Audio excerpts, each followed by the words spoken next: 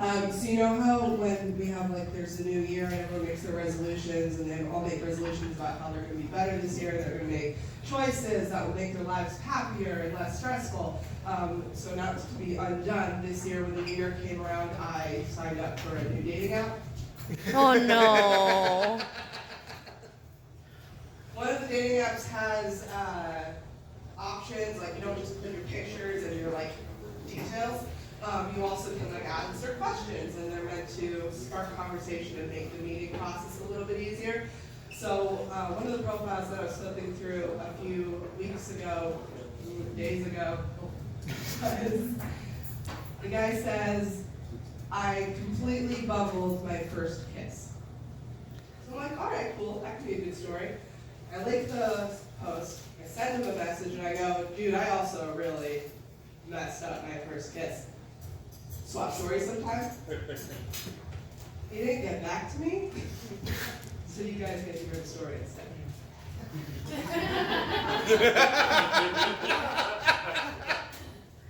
I literally ran away from my first kiss. And I don't mean literally like the figurative colloquial way of saying I literally ran. I actually, and the figurative way works too, but I actually ran out of the room when I had my first kiss. A little context, let me back up. My fall semester of my junior year of high school, I studied abroad in Israel. It was a super exciting time. I was away from home for the first time for real. It was exciting, it was life-changing. It was, if I think a little bit too hard about it, super brainwashing, but that's definitely a different story. And it was also turned into one of my favorite two truths and a lie fact when I got to college, because technically I did have to disenroll from high school to go study abroad for a semester. But I was 16, and it was this amazing experience. I'm told this is true of other faith communities, but when you get 30 or so Jewish teenagers together for more than a week away from their parents, it is a scientific fact that you will eventually end up with no less than 52 distinct couplings. Mm-hmm. Science. So it was not very long before the coupling started happening. And if you look at my journal, which I did, just put this story together, you'll find details about what I was learning and where I was going, but it is overwhelmingly filled with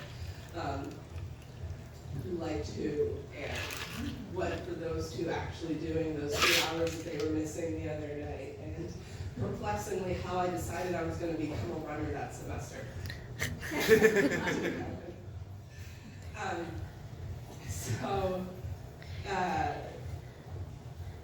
So the dating happened, right? There's 30 Jewish teenagers in a foreign country, on a kibbutz, away from their parents, and so dating ensued.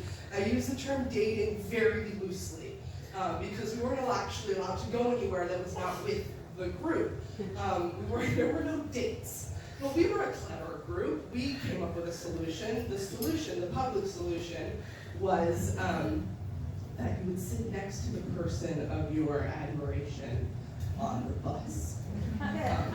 We're on the bus daily. We would learn something in history class, go on the bus, and go see the historical rock that we had just learned about. We were always on the bus. And so if you were dating somebody, you would sit next to them on the bus and, I don't know, hold hands or something. I really didn't know what was happening. For much of my life, I've been called mature. I am an old soul. I read older than I am, to use the acting terminology. But I was a very young 16-year-old. I was a very young kid in a lot of ways. When I was younger, it didn't occur to me to have a crush on somebody until I realized that all of my friends liked people, and I was like, okay, guess I should do that. Freshman year of high school, I bought a romance novel at a used book sale because I liked the cover. I thought it looked interesting. And there were things happening when I was reading those paragraphs, but I couldn't really tell you what was going on with me. I was just noticing feelings.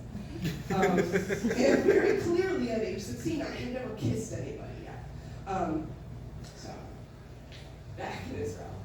A month or two into the whole program, I decided that I liked this kid named Idan. He was tall, he had reddish hair, blue eyes, gave really good massages. We were teenagers on a trip, you guys. Massages happened, and he was really good at it. And suddenly, we were sitting next to each other on a bus. And then we were holding hands on the bus. And then we were dancing together at the concert, and then nuzzling each other while holding hands and sitting next to each other on the bus back to the kibbutz. And my emotionally sheltered self became aware that kissing was around the corner, and I was freaking out. As an older kid, as the oldest in my family with no older cousins to tell me what was going on, I very early on realized that if I shut the hell up and pretended I knew what we were all talking about, I would through context clues, figure out what my friends were actually talking about and learn things. But this wasn't gonna work this time. I couldn't just figure it out, so I thought. And so I screw up my courage and I go to these two girls on the trip with me and I tell them that I think I'm gonna kiss Idan and I don't know what I'm doing and how do you even kiss somebody?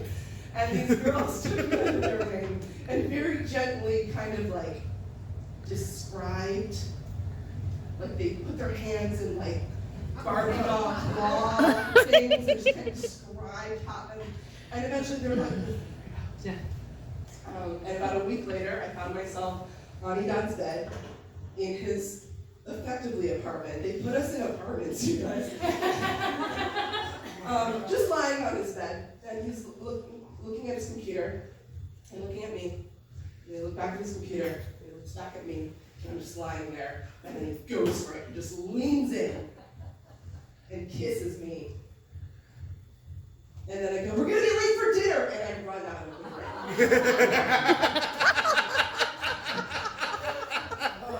Eventually, we got the hang of it. There was a lot of kissing before the inevitable crash and burn. Y'all remember that song? Fall into pieces. Featured a lot in the last months of those trips. A week, shortly after the kissing started, the program took us on a trip to Poland for a week, for what I like to call the Holocaust tour. They took us around for a week of camps and ghettos and really bad chicken. And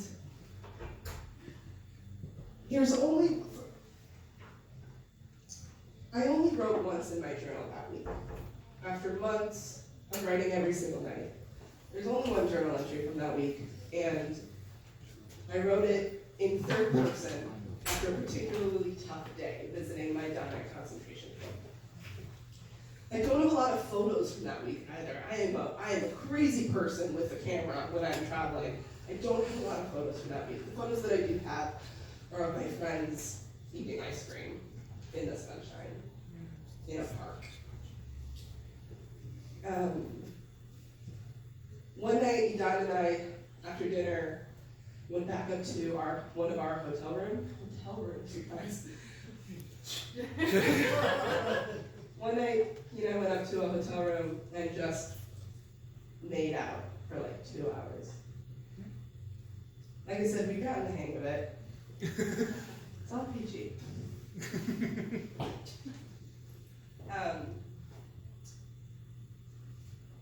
In my journal earlier,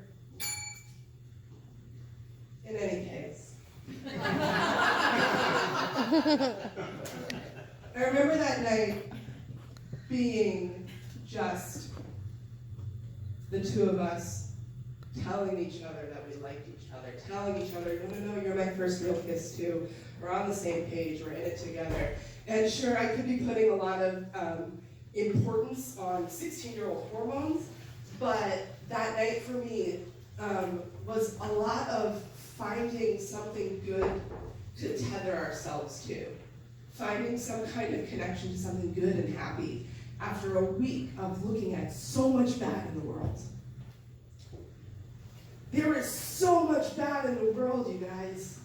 We're 3 weeks into the new year and the world is literally, and I mean that by textbook dictionary references and colloquial figuratively, literally on fire.